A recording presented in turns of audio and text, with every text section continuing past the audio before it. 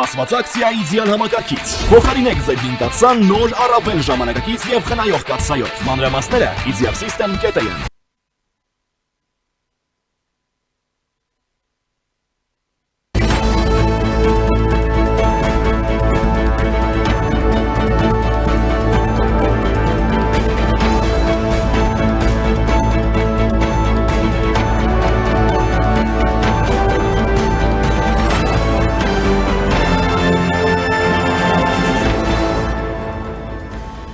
Նիկոլ Փաշինյանը խաղի նոր կանոններ է առաջարկում, իմ դիրքորոշումը հստակ է, կլինի սուր, բայց կանոնավոր բառապաշարով քննադատություն, ես կվարվեմ նույն կերպ, կլինի հայհոյանք ու վիրավորանք, արձագանքելու եմ նույն կերպ, գրել է Հայաստանի վարչապետը։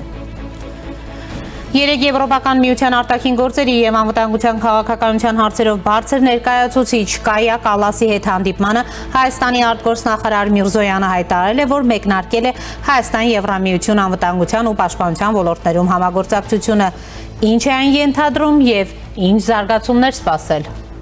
Մայրաքաղաք Երևանում ժամը 15:00, այսօր երեքշաբթի է հուլիսի 1-ը։ Ես Սիրանուշ Պապյանն եմ, ուղիղ եթերում քննարկում ենք անցնող ժամերի ամենակարևոր իրադարձությունները։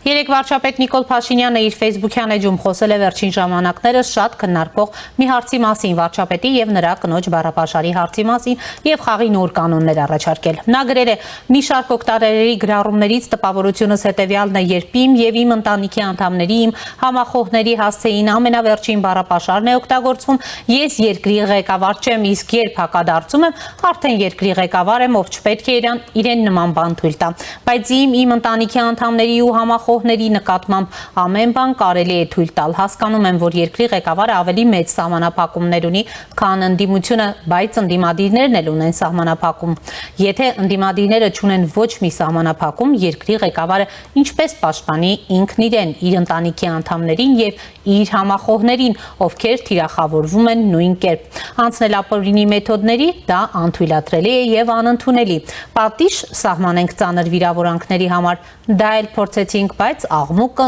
նույն էր, թե Հայաստանում սահմանափակում են խոսքի իրավունքը։ Քաղաքացիերով դիմել դատարան, աղմուկը նույն է, ճնշում են խոսքի ազատությունը։ Եվ բացի այդ, ում փողերով եւ որքան դիմել դատարան, չէ որ դա ծախս է, ով է ֆինանսավորելու այդ ծախսը։ Անձնական, ընտանեկան, կուսակցական բյուջեով դա հնարավոր չէ, պետական բյուջեով նույն աղմուկը կլինի, հանդուրժել հայհոյանքը։ Իմ անձի նկատմամբ դեռ հասկացանք, բայց կողմնակիցներիս ու ընտանիքիս անդամների հասցեին չեմ կարող այլևս հանդուրժել։ Հետևաբար, իմ դիրքորոշումը հստակ է, կլինի սուր, բայց կանոնավոր բառապաշարով քննադատություն, ես կվարվեմ նույն կերպ, կլինի հայհոյանք ու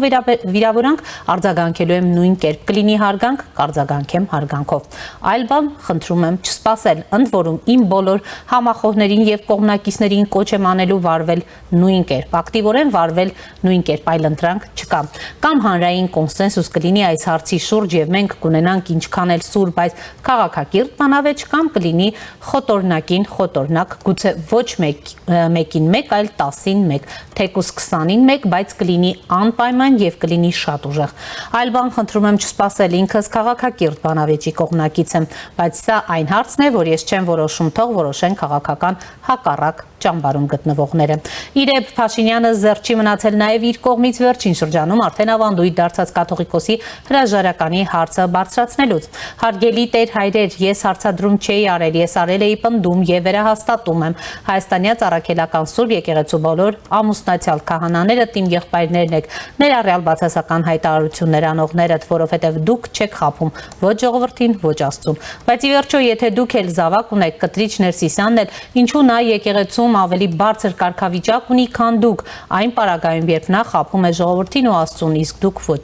Երբ նա ուխտել է ամուսնանալ եկեղեցու հետ ու դավաճանել է եկեղեցուն եւ նրա բարձր կարգավիճակը հիմնված է այդ ուխտի վրա, որը դրժել է։ Ինչու պիտի շնացող կուսակրոնը գերակայի ձեր նկատմամբ եւ ղեկավարի ձեզ, երբ այդ իրավունքը ձեռք է բերվել միայն կուսակրոնության ուխտի բերումով եւ որը պղծել է։ Կտրիչ Ներսիսյանն էլ է իմ եղբայրը, բայց կաթողիկոս չէ եւ պետք է հեռանա վեհարանից, եթե չհեռացավ, իրար հետ եղբայրաբար կհեռացնենք, հարգելի ամուսնացյալ քահանաներ, գրել է նա։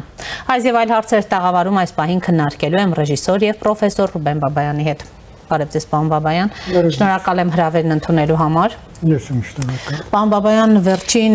շաբաթների ընթացքում ընդունեք, որ բավականին այսպես ներքաղաքական լարված մթնոլորտ է, եկեղեցականներ, վեհապար, այսպես իշխանության ներկայացուցիչներ, կաթողիկոս արճակատում է, այս արճակատումը գնալով այսպես նոր շերտեր է իր մեջ ընդգրկում ու պարունակում, ինչպես է գնահատում, ընդհանուր հասել է հերթը նրան, որ վարչապետը գրեթե ամենօրյա ռեժիմով կոչ է անում վեհապարին հեռանալ վեհարանից եւ ըստ էության նոր կաթողիկոս ունենալու անհրաժեշտության մասին է խոսում, համեցեք։ Շնորհակալություն։ Երևի պետք է շատ-շատերին հիասթափեցնեմ, ես անտարբեր եմ այդ հարցին։ Ես նկատի ունեմ կաթողիկոսի կուսակրոնության խնդիրը։ Համարում եմ ընդհանրապես կուսակրոնությունը բնության դեմ ընդունված համակարգ եւ մեծ մեղք այստեղ չեմ տեսնում, առավել եւս կարծում եմ ցանկության դեպքում կարելի է շատ ավելի մեծ մեղքեր գտնել յուրաքանչյուրի կյանքում, առավել եւս նրա կյանքում, ով ղեկավարում է այնպիսի մի կառույց, որը կոչվում է հայ առաքելական եկեղեցի։ Պարոն Բաբայան, հա, ներեցեք անտարբերությունը ինչով է բացատրվում։ Ես ագնոստիկ եմ։ Ես հավատացյալ չեմ, նույն հարգանքով վերաբերում եմ եւ հավատացյալներին, եւ աթեիստներին, եւ կարծում ագրեսիվությունը, որ դրսևորվում է բոլոր կողմերից, իսկ մենք հաճախակի տեսնում ենք դա նաեւ քրիստոնյաների, մահմեդականների, աթեիստների մոտ, պարզապես իմ բնությանը դեմ է։ Համարում եմ, որ յուրաքանչյուրը պետք է առաջնորդվի իր համոզմունքներով, բայց իհարկե ընդունում եմ քրիստոնեական սկզբունքները եւ առավել եւս այս պարագայում խորհուրդ կտամ առաջնորդվել ոչ թե 5 կտակարանի թեզերով, այլ նոր կտակարանի թեզերով, հա, ոչ թե ակնառայքն, այլ երբ ապտակում են աճ երեսից դեմ տուր ձախը, որտեղ կարծում եմ իր սկզբունքներով մարդկային նոր կտակարանը կտրուկ տարբերվում է 5 կտակարանից եւ դրա համար կոչվում է աստվածաշունչ քրիստոնեական։ Բայց թողենք հավատացյալներին իրենց ներքին հարցերն են, ինչպես կորոշեն, ինչպես կանեն, կարծում եմ նաև այս պատմության մեջ հակասությունը եկեղեցու եւ պետության ոչ միայն դա է եւ դա ամենակարևորը չէ, այլ երևի թե ամենակարևորը նա է, թե ինչ ծրագիր է հայտնաբերվել ահաբեկչական եւ ինչքանով են այդ ծրագրին մասնակից եւ ագենտի դերակատարում կատարում բարձրաստիճան եկեղեցականները։ Սա իմ համար անկեղծ ասած շատ ավելի կարևոր է։ Այն որ Ռուսաստանը Հայաստանի հանդիպել է կիրառում այն մեթոդները, որ կիրառել տարբեր երկրների հանդեպ, հա, ստեղծելով սեփական ագենտուրային ցանց, ակտիվորեն խառնվելով ներքաղաքական հարցերի մեջ, փորձելով ազդեցություն ունենալ ընտրությունների, իսկ իրականում փորձել վերադարձնել Հայաստանը կամ ավելի շուտ թույլ չտալ, որ Հայաստանը դուրս գա Ռուսաստանի գաղութային իրավիճակից, սա իմ համար անկեղծ ասած շատ ավելի կարևոր է, քան այն, քանի երեխա ունի թե չունի կաթողիկոսը։ Պարոն Բաբայան, եւ առհասարակ մենք տեսանք նույնիսկ այս հեղաշրջման պլանին որևէ կերպ չարձագանքեց Մայրաթոռը ու որևէ արձագանք ոչ միայն չեղավ, բայց երբ Սամվել Կարապետյանի կալանավորման հարցներ դրված ինչպես իրար հերթ տալով հայտարարություններ հնչեցին եւ առհասարակ մենք հիշում ենք կարևորագույն իրադարձությունների ժամանակ այսպես լռության պահպանում հայտարարությամբ հանդես գալ այն ժամանակ, երբ նպատակահարմար է։ Իհարկե։ Կառույցը, որը շարժվում է սեփական շահերով, սկզբունքներով, անում ամեն ինչ կարելի, ինչ ուզում ես կարելի է դնել, բայց փորձենք խոսել պետության մասին։ Հա, վերջ-վերջո ինչ է պետությունը։ Պետությունը դա օրենքներ է։ Լավ օրենքներ է, եթե լավն են։ Վատ օրենքները վատ պետություն եւ պետությունը նաեւ հասարակությունն է իր բոլոր կառույցներով, որոնք պարտավոր են պահպանել այդ օրենքները։ Սա է պետության սկզբունքը։ Գաղութի սկզբունքը ուրիշ է։ հայրենիք կոչեցյալ Աստված 1000 դերեք էլ ուրիշ է, բայց եթե մենք խոսում ենք եւ հաճախակի խոսում ենք պետության հանդեպ վերաբերմունքի, սիրո, պետություն ունենալու ցանկության մասին, առաջին հերթին դրանք օրենքներն են եւ մեր պարտավորությունն է այդ օրենքները կատարել։ Բոլոր իրադարձությունները, որոնք տեղ են ունենում Հայաստանում, ես դիտարկում եմ այդ տեսակետից։ Արդյոք դրանք տեղավորվում են օրենքի դաշտում, թե չեն տեղավորվում։ Միանշանակ պահպանելով անմեղության կանխավարկածը, որը վերաբերում է անհատներին, բայց ոչ երբեք երևույթներին։ Որտեղ բացահայտված երևույթը արդեն փաստ է։ Մնում է պարզել, թե որքանով որ անձը մասնակցություն է ունեցել այդ նախատեսվող գործողությունների մեջ։ Սա ամենակարևոր հարցն է։ Թե արձագանքել է, չի արձագանքել, օղանջները հնչել են, չեն հնչել, լիրիկական հարց է, թող պատասխան տան նրանք, ովքեր դրան տալիս են շատ մեծ նշանակություն։ Ես անկեղծ ասած եւս ցիտեմ մի հատված Աստվածաշնչից, որ բարի ցանկությունները տանում են դժոխք, իսկ դրանք տանում են բարի գործերը։ Ավելի շատ կողմնակից եմ դիտել բարի գործերի տեսակետից յուրաքանչյուր կառույցի գործունեությունը։ Պարոն Բաբայան, դուք կարծում եք, որ թեև իշխանության ներկայացուցիչներն պնդում են, որ Ռուսաստանը այստեղ հիբրիդային պատերազմ է իրականացնում, միջամտում է մեր ներքին գործերին, մենք դա տեսնում ենք նաև տարբեր հայտարարություններից եւս, կարծում եք, որ տեղի ունեցող այս ամբողջ process-ը, իրավիճակը փոխկապակցված է եւ կա այսպես արտաքին հասցեատեր, այն է Ռուսաստանն է։ Կարծում եմ այո։ Եվ նաև կարծում եմ եկեղեցու որոշակի չափով ներգրավվածությունը էլի ցույց է տալիս, որ հատուկ ծառայությունները Ռուսաստանի շատ մեծ երևակայությունով չեն տարբերվում։ Նրանք օգտագործում էին դա եւ Ուկրաինայում, նրանք օգտագործեցին դա եւ Վրաստանում, մոտավորապես նույն սխեմայով, ռուսական վրացական ազգանունով օլիգարխ, ռուս ուղղափառ եկեղեցու ակտիվ մասնակցություն եւ այլն, մոտավորապես նույն բանը Մոլդովայում, Ռումինիայում, Ուկրաինայում, նույնիսկ ցանկություն եւ ինչու՞ միայն ցանկություն ներազդել Միացյալ Նահանգներում ընտրությունների վրա, որ մնաց, որ Հայաստան ուրեմն չենթարկվի նման հիբրիդային հարձակման։ Ես սա եմ տեսնում ավելի շատ եւ ամենամեծ վտանգը սրա մեջ եմ տեսնում անկեղծ ասած։ Ռուսաստանը հրահրումներ իրավիճակի դարում կփորձի մտցնել 26 թվականից առաջ։ Կարծում եմ այո, կարծում եմ սա վերջին քայլը չի, կլինեն եւս գործողություններ, եւս տարբեր մեթոդներ կկիրառվեն, այստեղ խնդիրը հետևյալն է, ինչքանով պետությունը ամուր կլինի եւ կարողանա հակազդել դրան օրենքի սահմաններում, եւ ինչքանով հասարակությունը ավելի գիտակցված կընկալի այդ ամեն ինչը, կփորձի հրաժարվել զուտ էմոցիոնալ ազդեցությունից, ով է կատարում թուրքերի կամ ադրբեջանցիների համարները, ով է փորձում պղծել հայ եկեղեցին, ով է փորձում չեղարկել մեր պատմությունը, այլ կոնկրետ փաստերի վրա նստեն եւ մտածեն, թե ում է դա ձեռնտու եւ ինչ նպատակ են հետապնդում։ Պարոն Բաբայան, ըստ էության նույն եկեղեցու այսպես սպասավորներին եթե գանք, իրավիճակը երբ դիտարկում ենք, երկու կողմերն էլ այսպես իրենց հայտարարությունների մակարդակում նահանջի որևէ այսպես պատրաստակամություն չեն ցուցաբերում, վարչապետն էլ այսօրվա գրառումը ես մեջ բերեցի, որ դարձյալ վեհափառին կոչ է անում ազատել վեհարանը, մինչև ուր այս արճակատումը կտանի, կհանգեցնի, հաշվի առնելով, որ երկուսն էլ մինչև վերջ գնալու իրենց դիրքերը չեն զիջելու։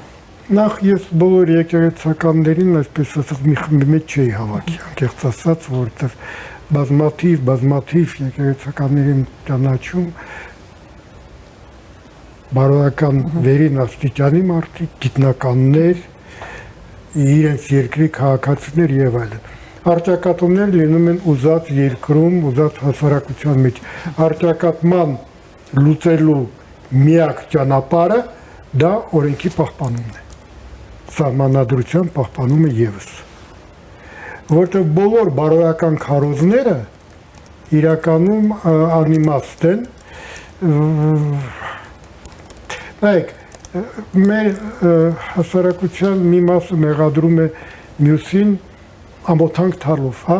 բա ամոթ չի նման բան է կան։ Նույն ասում եմ մյուս մասը։ Ինչքանով մենք կարող ենք այսպես իրար մատ են թափտալիս անընդհատ մատ տալիս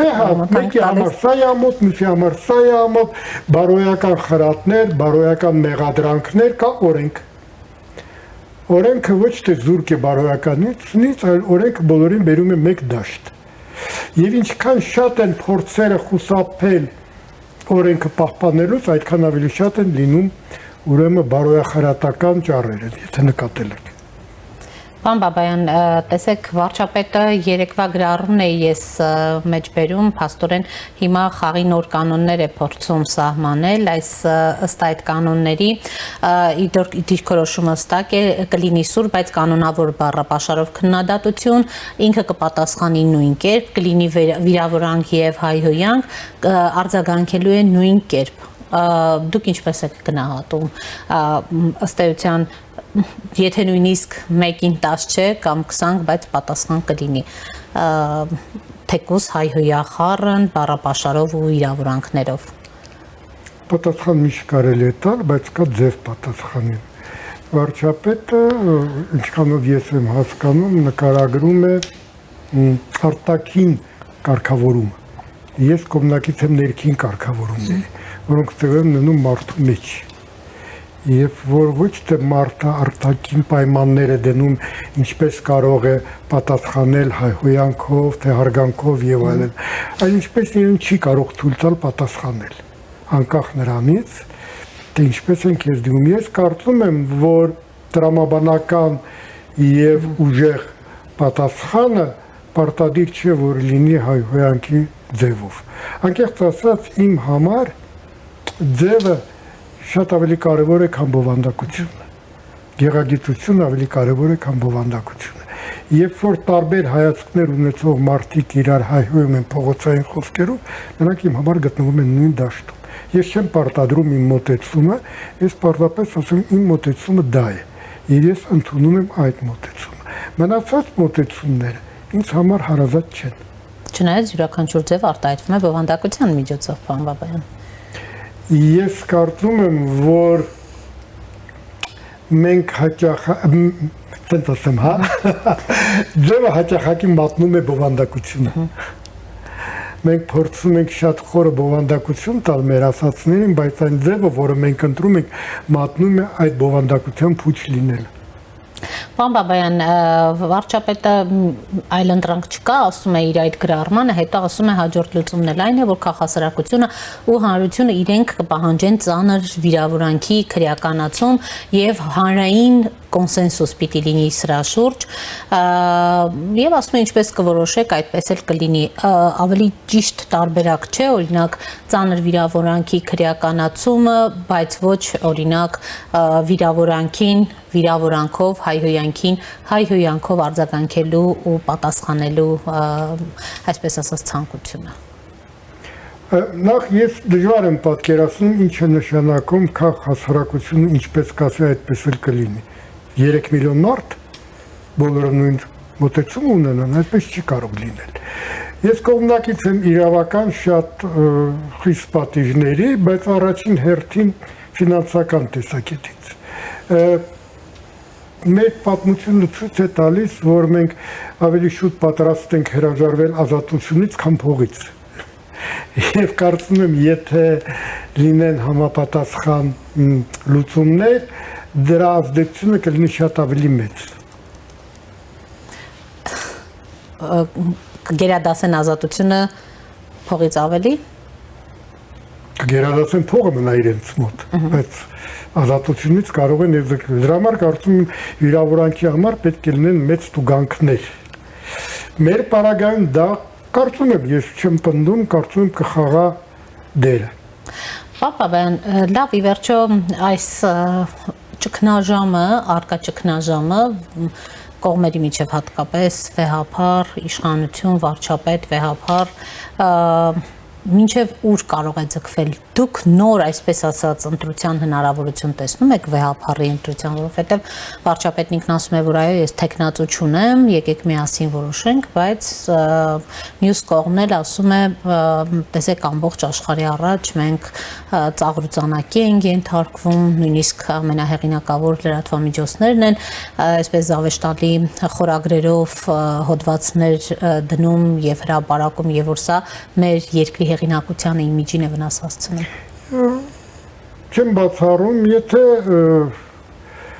ընտրություններ, արտահերթ ընտրություններ ընդունված են քաղաքական դաշտում,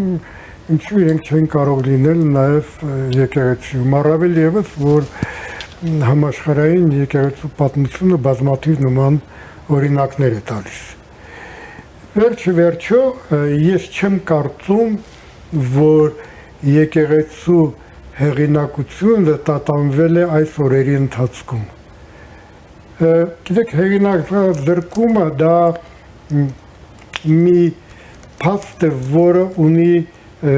ցենց ասեմ, անձնական կիրառում։ Ինձ հեղինակազրկել կարող է միայն ես։ Որևէ կառույց կարող է հեղինակազրկվել միայն իր գործունեության արդյունքում, այլ ոչ, որտեղ իր մասին ինչ-որ բաներ են ասում։ Մենք հիշում ենք նաև նույն նախորդ իշխանությունների ժամանակ ինչպիսի բացահայտումներ կային Բենթլիի հայտնի պատմությունը եւ թե ինչպես տարբեր հոգեվորականներ այս կամ այն այսպես ոլորտում գործարար էին, հիմնադիր, բիզնեսմեն։ Մեզ ընդհանրապես շատ է խանգարում, ասենց ասեմ, կողմնորոշման ուղղորդությունը, եթե կարելի է այսպես ասել, նույն փաստի վերաբերյալ։ Ասենք տեղի ունենում ահաբեկչություն եւ հասարակության մի զգալի մաս եւ իշխանության զգալի մասը շատ արդարացի մեղադրում է այդ ահաբեկչությունը կատարողներին։ Հետո մյուս կողմն է կատարում եւ ուրեմն նրանք, ովքեր դատապարտում էին եւ շատ ճիշտ էին անում մարդկային պետական օրենքների կողմից այդ ահաբեկչությունը սկսում են արդարացնել եւ հակառակ նրանք, ովքեր հիմա դատապարտում են, այն ժամանակ ուրեմն փորձում էին արդարացնել։ Եկեք որոշենք, այդպես այդ հանրությունը, որը այդքան էլ կողմնակից չէ քաղաքական ընտրություն կատարելու համար, սկսում է չհավատալ այդ սիրուն գեղեցիկ բարերին, որ պետք է պահպանել օրենք, որ մարդու կյանքը մեծագույն արժեք է, որ չի կարելի սպանությունով որևէ հարցեր լուծել։ Եկեք լինենք սկզբունքային առաջին հերթին ինքներս։ Եթե սա դատապարտելի է, սա դատապարտելի է անկախ նրանից, թե ով է դա անում։ Եթե անօրինական հարստությունը դատապարտելի է, դա դատապարտելի է նաև եկեղեցականի վերաբերյալ։ Պարոն Բաբայան, տեսեք, նրանք նշում են, որ դատապարտողները եկեղեցու նկատմամբ այսպես կոչված այս գործողությունները հիմնավորում են հետևյալ կերպ, որ կոնկրետ քաղաքական ռեպրեսիաների է ենթարկվում այս մարդիկ, նրանք, որոնք այսօր անազատության մեջ են, մասնավորապես գիտեք, Բագրատ Գալստանյանի, Միքայել arczepiskopos Աչապահյանի մասին է խոսքը։ Որոնք մի խցում են նստած։ Եթե մենք խոսում ենք իրավական պետության մասին, ուրեմն գործում է անմեղության կանխավարկած եւ միայն դատարանը կարող է որոշել։ Մինչեւ դատարանի որոշում չկա, չի կարելի տալ որևէ գնահատական։ Բոլոր գնահատականները, որոնք հնչում են մինչեւ դատարանի որոշումը, դա փորձ է ազդել դատարանի որոշման վրա։ Վերջերթում Հայաստանը ստորագրել է բազմաթիվ միջազգային կոնվենցիաներ եւ եթե մարդիկ չեն հավատում տեղական դատաիրավական համակարգին, նրանք հետո հնարավորություն կունենան դիմել ավելի բարձր ատյաններ, հա, նման փորձեր եղել են, Հայաստանի հանդեպ բազմաթիվ պատիժներ ու տուգանքներ է կիրառվել Եվրոպական դատարանի կողմից, եթե չեմ սխալվում, այնպես որ մի բան էլ ասեմ, եթե կարելի է, հա, քաղ բանտարկյալի համար դատարանը եւ դատական նիստը ամբիոն է, որտեղ նա կարող է արտահայտել իր հայացքները եւ ապացուցել, որ նա հետապնդվում է քաղաքական հայացքների համար։ Մեր այսպես ասած հաճախակի քաղ բանտարկյալի փառքը ցանկացողները խուսափում են դատական նիստերից, եթե նկատել եք դատարանից։ Սա նշանակում է, որ իրանք այդքան էլ քաղ բանտարկյալներ չէր, որտեղ խնդրում եմ, քաղ բանտարկյալի համար դատարանը դա ամբիոն է։ Պարոն Բաբայան, մի երևույթի եւս ուզում եմ անդրադառնանք, երբ Միքայել arczepiskopos Աչապահյանի հետևից եկել էին մայրաթոր, մենք տեսանք ԱԱԾ գործողությունները, որոնք շատ տարբեր գնահատականի արժանացան, քննադատող, դատապարտող, դուք ինչպես եք հետևում այդ այսպես գործողություններին, իրադարձություններին։ Ինքս ասած այդքան էլ ուշադիր չի հետևում, հետո ուրեմն Պարզապես նայեցի, կարծեմ կրկնվեց այն ինչ որ հաճախակի մեր կյանքում արվում է, ասում ենք ինչ որ մի գործողություն, հետո հասկանում ենք, որ սխալ ենք արել, հետ ենք կանգնել, կարծեմ այս ամեն ինչը կարելի էր անել առանց մեծ աղմուկի, պետք չի ամեն ինչի տակ PR դնելը, առավել եւս եթե գործը վերաբերվում է զուտ օրենքի խախտման։ Նայեք, հիմա շատ է շահարկվում մի հետևյալ թեման, որ այս քրեական գործի նյութերը նախորոք հայտնել են որոշակի իշխանական լրատվամիջոցներ։ Օգնել է դա հետախուզության, կարծում եմ ոչ, իրականում ոչ, ուրեմն PR անելու ցանկությունը ավելի մեծ է, քան իրական գործ իրականացնել, որտեղ եթե ես կատարել եմ անօրինական գործունեություն եւ կարդում եմ թերթում, որ այս գործունեությունը, հետաքրություն է առաջացրել իրավական օրգանների կողմից, բայց դեռ այդ հետախույզների հետևից չեն եկել, ես սկսում եմ ոչնչացնել հետքերը։ Ուրեմն փաստորեն PR-ը աշխատում է ընդդեմ օրինականությանը հաստատել։ Սրա մասին պետք է մտածել նրանց, ովքեր PR-ը ավելի բարձր են գնահատում, քան օրինական պետություն ունենալը։ Իսկ այս անառողջ մթնոլորտը մտահոգիչ չէ, պարոն Բաբայան, հասարակության մեջ առկա անառողջ մթնոլորտը, վստահաբար դուք էլ հետևում եք համացանցում նաև այդ փոխադարձ վիրավորանքներին, մեղադրանքներին, իդեպ վերջերս նկատեցի, որ դուք էլ շատերի թիրախում եք հայտնվել, ձեզ էին քննադատում մի շարք այլ մտավորականների եւս